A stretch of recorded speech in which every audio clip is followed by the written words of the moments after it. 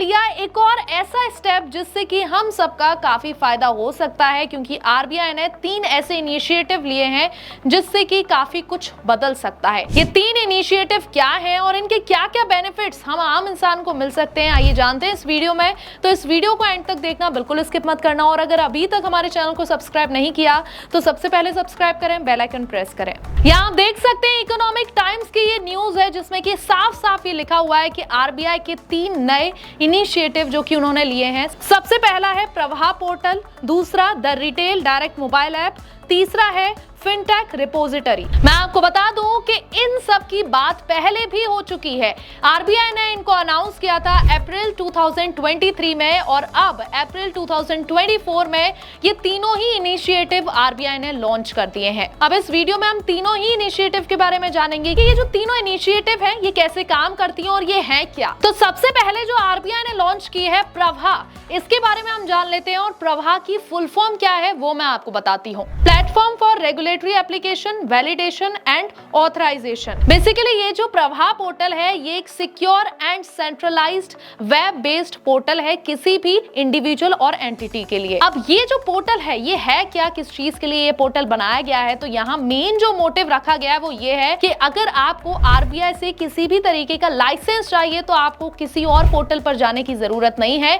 आप इस पोर्टल के जरिए इजीली लाइसेंस बनवा सकते हैं। रेगुलेटरी अप्रूवल अगर आपको आरबीआई से चाहिए तो आपको बस इसी पोर्टल पर जाना है, वहां पर आपको सारी इंफॉर्मेशन पता चल जाएंगी उससे रिलेटेड। तो ऐसे में आपको और किसी पोर्टल पर खोजने की भी जरूरत नहीं पड़ेगी, आप इजीली इसी पोर्टल पर सब कुछ कर सकते हैं। और इसमें यह भी बताया जा रहा है कि अभी प्रेजेंट में 60 एप्लीकेशंस को कवर किया जा रहा है इस पोर्टल पर, जो कि डिफरेंट रेगुलेटरी और सुपरवाइजरी डिपार्टमेंट की होंगी आरबीआई की, जो कि इस पोर्टल पर अवेलेबल होंगी और आप इजीली इस पोर्टल के जरिए उन एप्लीकेशंस पर आरबीआई का अप्रूवल ले सकते हैं। और साथ ही एप्लीकेंट्स के लिए जनरल पर्पस फॉर्म भी लॉन्च कर दिया है गवर्नमेंट ने इस पोर्टल पर। ये क्या है अब ये मैं आपको बताती हूँ कि ये जो 60 एप्लीकेशंस हैं डिफरेंट तरीके की, अगर आपकी एप्लीकेशन उसमें नहीं है और आपको किसी और तरीके की एप्लीकेशन पर अप्लाई करना है और लाइसेंस चाहिए और अप्रूवल चाहिए आरबीआई का, तो आप इस जनरल पर्पस फॉर्म की हेल्प ले सकते हैं और यहाँ से भी आपका काम हो जाएगा। धीरे धीरे करके ये जो 60 का नंबर है आने वाले टाइम में आरबीआई का ये भी कहना है कि ये 60 एप्लीकेशंस तो अभी है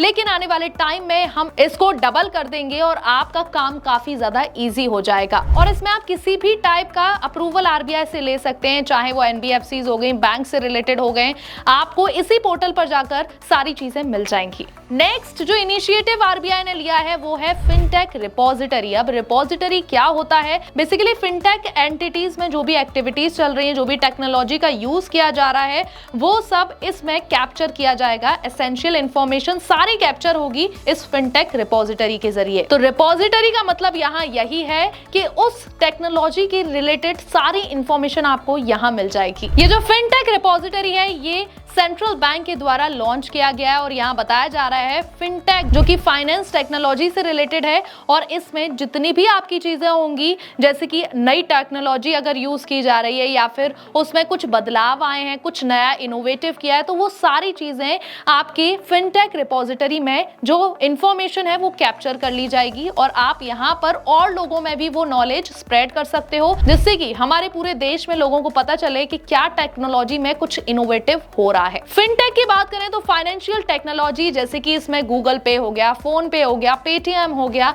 ये जो नए नए इनोवेशंस करते हैं, अपनी टेक्नोलॉजी में कुछ चेंजेस लेके आते हैं या अपडेट लेके आते हैं, नए क्रेडिट कार्ड्स लेके आए हैं, मेटल बॉडी का क्रेडिट कार्ड लेके आए हैं, अगर ऐसी चीजें ये नए नए इनोवेशन कर रहे हैं तो ऐसे में आपको सिर्फ फिनटेक रिपोजिटरी पर जाना है और ये सारी चीजें आपको यहाँ मिल जाएंगी। आपको अलग अलग जाके पता नहीं करना है कि इसमें क्या इनोवेशन हुई है या इस एप्लीकेशन में क्या नया इनोवेट हुआ है। साथ ही इन्होंने इसी से मिलता जुलता एक और ई-एम-टेक रिपोजिटरी इन्होंने ये भी लॉन्च किया है। अब इसमें वो आएंगी जो कि आरबीआई की एंटिटीज हैं, जैसे कि बैंक्स हो गई, एनबीएफसीज हो गई, जो कि आरबीआई रेगुलेट कर रही है। इन सब में जो नई नई टेक्नोलॉजी और नया नया जो इनोवेशन होगा वो सारी चीजें आपको ई-एम-टेक रिपोजिटरी में मिल जाएंगी। यानी कि वो लोग भी अपने आइडियाज को इस रिपोजिटरी के अंदर डालेंगे जिससे कि और लोगों तक भी स्प्रेड हो और वो आइडियाज हम तक भी आए और हम भी उन आइडियाज और उन इनोवेशंस को देख पाएं। यहाँ मैं आपको बताऊं ये दोनों ही जो रिपोजिटरीज हैं, ई-एम-टेक रिपोजिटरी और फिनटेक रिपोजिटरी,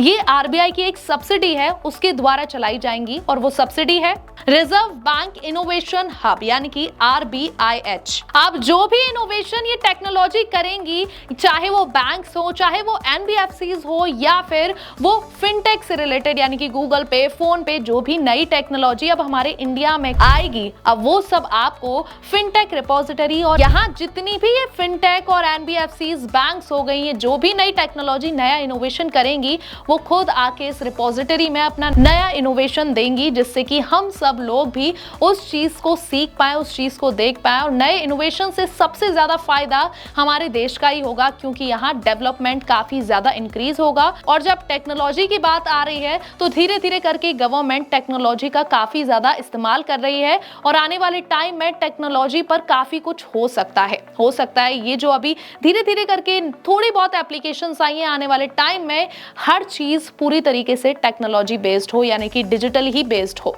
ये एक बड़ा रिवॉल्यूशन ला सकती है हमारे टेक्नोलॉजी इंडस्ट्री में, जिसमें कि ये सभी अपनी इनोवेशंस शेयर करेंगे और हम उसे देख पाएंगे। अब जो तीसरा इनिशिएटिव आरबीआई ने लिया है वो एक मोबाइल ऐप है जिसका नाम है रिटेल डायरेक्ट पोर्टल। तो यहाँ जो गवर्नमेंट ने मोबाइल एप्लीकेशन लॉन्च किया उसका नाम है GSEC ऐप। अब GSEC क्या है? Government securities. अब गवर्नमेंट सिक्योरिटीज के बारे में आपने काफी सुना होगा, इन्वेस्टमेंट भी कर सकते हो और मैं आपको बता दूं अगर पूरे देश में हमारे कोई कम रिस्क वाला इन्वेस्टमेंट है तो वो गवर्नमेंट सिक्योरिटीज ही है। अब ये जो एप्लीकेशन है बेसिकली इसमें इन्वेस्टमेंट इंस्ट्रूमेंट्स जो है वो गवर्नमेंट इशू करेगी, जिसकी वजह से वो अपने फंड्स को रेज कर सकती है और इसमें आपका सबसे कम रिस्क रहता है जैसा कि मैंने आपको बताया और साथ ही फिक्स्ड इंटरेस्ट रेट आपको मिलता है।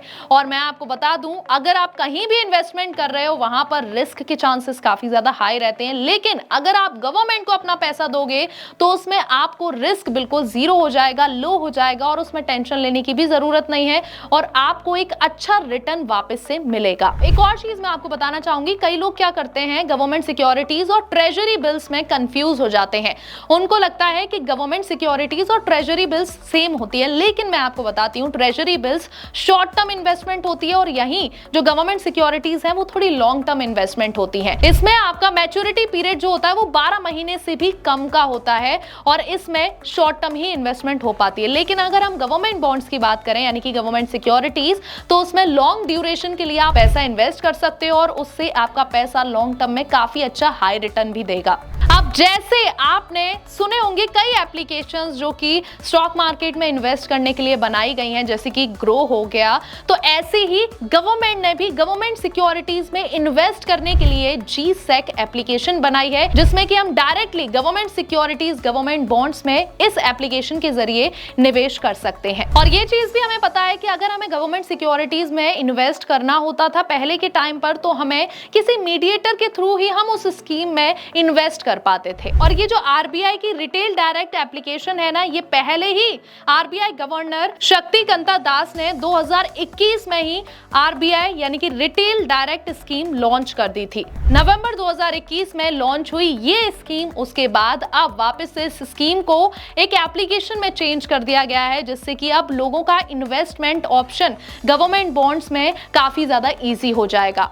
और इस स्कीम में यही था कि लोग जब पहले इतने मुश्किल से ही गवर्नमेंट बॉन्ड्स में इन्वेस्ट कर पाते थे, इस स्कीम के जरिए अब डायरेक्टली आप आरबीआई के साथ जुड़ सकते हैं, अपना खाता खुलवा सकते हैं और निवेश करा सकते हैं। और उसके बाद इसी को थोड़ा और अपडेट कराया गया और इसे एप्लीकेशन के फॉर्म में लॉन्च कर दिया गया, जिसमें कि बताया जा रहा है कि आरबीआई के साथ गिल्ट अकाउंट आप ओपन करोगे, जिसमें कि गवर्नमेंट सिक्योरिटीज में आप डायरेक्टली निवेश कर सकोगे। देखा जाए तो ये एप्लीकेशन लॉन्च करके गवर्नमेंट सिक्योरिटीज ने अपना एक स्टैंडर्ड मेंटेन कर लिया और हम जैसे लोगों को जो निवेश करना चाहते थे उनको और अट्रैक्ट कर लिया, क्योंकि अब उतना बड़ा झंझट नहीं रहा है। आप डायरेक्टली एप्लीकेशन के थ्रू आरबीआई के साथ अकाउंट ओपन करा सकते हैं, गिल्ट अकाउंट, और इजीली निवेश कर सकते हैं। इसके अलावा सबसे लो रिस्क रहता है और सबसे मेन पॉइंट ही यही है कि गवर्नमेंट के साथ अगर आप जुड़ रहे हो तो वहां पर रिस्क के चांसेस काफी ज्यादा कम हो जाते हैं।